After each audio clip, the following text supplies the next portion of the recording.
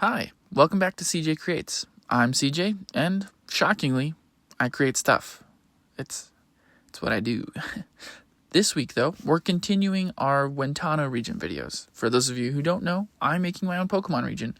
And last week, we made some more Gigantamax forms and a mythical Pokemon with a pretty special form. So go check that video out if you haven't seen it already. This week, though, we're tackling something entirely different and intentionally less exciting. But I guess that's not really true. You see, I'm trying to make another normal type Pokemon. And I think normal types get a bad rap, mostly because they just are. You know, they're just a dog, or just a beaver, or just whatever they are, and they're normal, and that's what makes them normal types. But I think we can make something more exciting than that. So, let's do it. Just to set the record straight, for my normal type, I am making an animal, and yes, it's a mammal. So you're probably wondering, what sets this Pokemon apart? Well, I think I've actually got a shockingly unique concept that also technically isn't unique. What I mean by that is I want to make a stuffed animal Pokemon. And technically, Stuffle kind of already is that. But it's also not. I mean, it's a red panda, right? And it's called Stuffle because it looks like a stuffed toy, but it's not a stuffed toy. It's just a red panda. My Pokemon is actually a stuffed toy that looks like an animal. So technically an animal, technically a mammal, but only in the sense that it looks like one. The Pokemon itself is going to be a stuffed toy. Now, I have seen many fan-made concepts for this before, but they tend to rely on the substitute doll, which is an interesting concept in and of itself. What if the substitute doll was a Pokemon? But that's not the direction I'm going. You see, I have 2 young kids. Well, 1 young kid and a baby. So trust me when I say that I see a lot of stuffed toys. And it's interesting because there's something inherently cute about stuffed toys that you don't get out of actual animals. Whether it's the proportions, whether it's the squeezable, huggable, texturable piece of fabric that is filled with fluffy cotton, whatever it is that's about them, they're cute, lovable, memorable, and I think that Pokemon inherently, because they aren't real, take on some of that quality. But I want to amplify it. I want to use dramatized proportions to create a perfectly stuffed Pokemon. And I think that's what I'm going for here, is I want to make a stuffed doll Pokemon. It's funny though, if you look at this specific Pokemon that you're seeing in front of you, you may not be able to tell what kind of animal it is, and that is the intention. You might think, oh, well, obviously maybe it's like a Shiba Inu because of the spots above the eyes, and the ears are kind of shaped right, but what's with the teeth? You could say, oh, maybe it's a bat, but where are the wings? You could maybe even try and say that it's some kind of cat, right? That's maybe the closest guess, but what's with the little fluffs coming off the ears? The idea here is that any kid could pick this Pokemon up, and it could be whatever it wants to be for them. Whatever that kid wants, whatever animal it's imagining, it has just enough resemblance to so many different animals that it can really be anything, and that's what makes it the perfect stuffed toy Pokemon. This Pokemon loves children in a healthy way, just to be clear. It just wants to be loved. It loves seeing children happy. It thrives off of that kind of joy. And so it's normal in the sense that there's no unique pinpoint identifying feature that really singles out any specific typing to it. It's exactly what the kid is going to need because it can be whatever they want it to be. Meet Squishem, the stuffed toy Pokemon. Squishem are commonly found on playgrounds, in schools, or even in toy stores. Wherever Wentano children can find them, Squishem want to be. This is because they live for the joy of children. Their lack of identifying features makes them the perfect playmate for any child in need. They tend to seek out children who seem to be lacking friends, or children who seem to be having specifically awful days. Let's talk about Squishem's evolution, though. You see, this Pokemon is going to take our existing concepts to another level, just like I always try and do. And that's usually my goal in designing a Pokemon. I don't want to just make something bigger. I want to take the idea behind my Pokemon, the perfect stuffed toy, and say, where can we go with that? In terms of a middle evolution, it's tricky to make sure that we're bridging our initial concept and our final concept. Here, what I mean to say is that while, yes, Squishem is the perfect stuffed toy, it needs to evolve to be more than that, and the middle stage needs to have its own concept that can act as a waypoint between the first and third forms. Specifically here, I want this Pokemon to be larger, right? Where Squishem is kind of like the perfect size to be held and cuddled by a child, this Pokemon is probably a little bit bigger than that child. This is for good reason, though. You probably picked up on the Pokédex entry where it specifically states that Squishem seek out sad children or maybe children who need friends. Really, they want to make kids happy. Well, part of that is also protecting them from being sad. And I recognize that that's a technically impossible thing, right? Like, you can never prevent sadness in its entirety. But this Pokemon is meant to kind of protect this kid, right?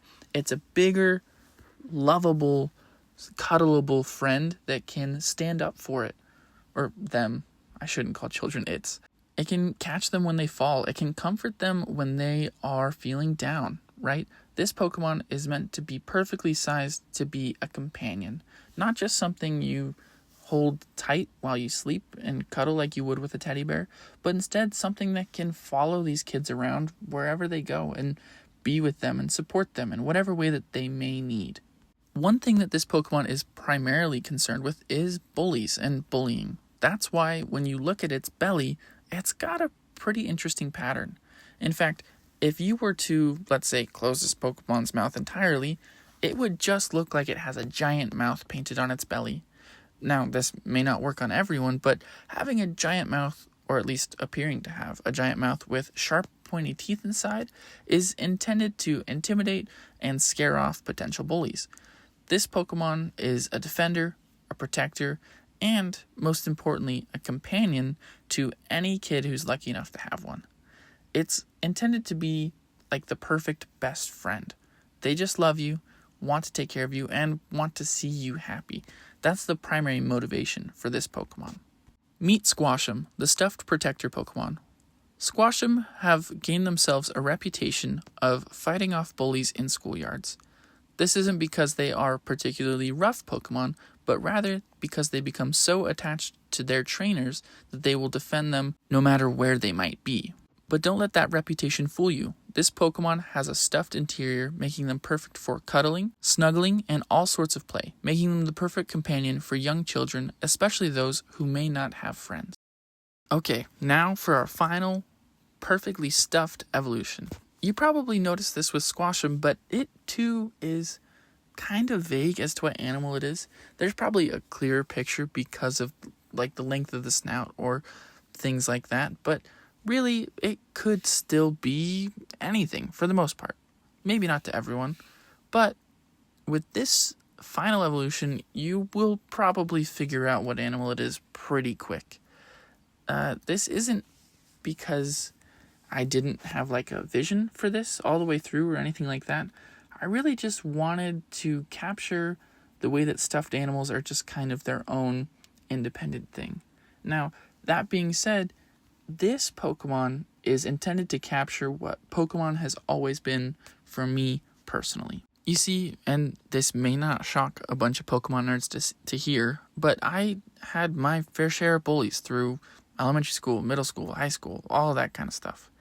It ranged from little things like comments to people spitting on me, shoving me, hitting me, etc.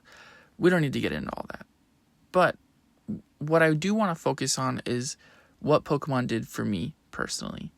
It sounds dumb, but I latched onto Pokemon when I was young, and for whatever reason, it felt like when I was playing the Pokemon games themselves, my party were my actual friends. And it's not like I didn't have friends. I did. They just weren't plentiful, and we all played Pokemon. But when I was playing these games, I had companions. And I guess that's what Pokemon has always given me, is a sense of companionship. With Squishem being the perfect stuffed toy, and Squashem being like a stuffed protector, let's say, this Pokemon is supposed to be the perfect stuffed companion. What I like about it is, as a final evolution, it does kind of have a harder exterior for a stuffed Pokemon, at least. It looks more intimidating, more scary. This is the kind of Pokemon that I would have wanted to have when I was having issues with bullies as a kid. Something big, strong, something intimidating, something that could really do something about the problems that I felt like I had no control over. My favorite feature about this Pokemon is its zipper mouth. It may not be immediately obvious, but the zipper runs all the way down its sides, meaning that this Pokemon's mouth is as big as you need it to be for a given situation. I almost imagine that if this Pokemon was companion to a kid getting bullied, it would just open its mouth super wide, stuff the bully in there, and just scare the crap out of him, right? Eat him, even though it's a stuffed thing that doesn't need to eat and whatnot. And that's really the full journey of this concept. It goes from stuffed toy to stuffed friend, best friend, to stuffed companion. It's that kind of unbreakable bond that really holds you and this Pokemon together and makes the relationship special. And I think that's what I also resonate with, is the idea that this Pokemon is seeking out companionship, something that I always did when I was a kid. That's what this Pokemon means to me, and what Pokemon in general has always meant to me. Anyways, meet Ardvorum, the stuffed companion Pokemon. Ardvorum have a particularly strong bond with their trainer. This is to the extent that they will go to great lengths to do anything to protect them, assist them, be with them. They are inseparable with the humans that they bond with, and this leads to a stronger than normal strength in battle, even for normal type Pokemon. Ardvorum can use their zipper to unhinge their mouth to nearly the full length of their body, allowing them to swallow things much larger than any Pokemon their size may be able to. And there you have it, a real personal, normal type stuffed Pokemon. It may not be what you expect from a normal type. You know, some could say that a doll that's alive, maybe that's a ghost type, or maybe that's something else. But for me, it's just a normal type, because it is what it is. It doesn't have any distinguishing features that change that, and it makes it the perfect companion because it can be whatever you need it to be. And I love that. So if you do too, like, subscribe, all that good stuff. If you don't, then still do it and leave a comment telling me why you don't, I guess. I don't know. Until next week, you guys have a good one, and thank you for watching this video.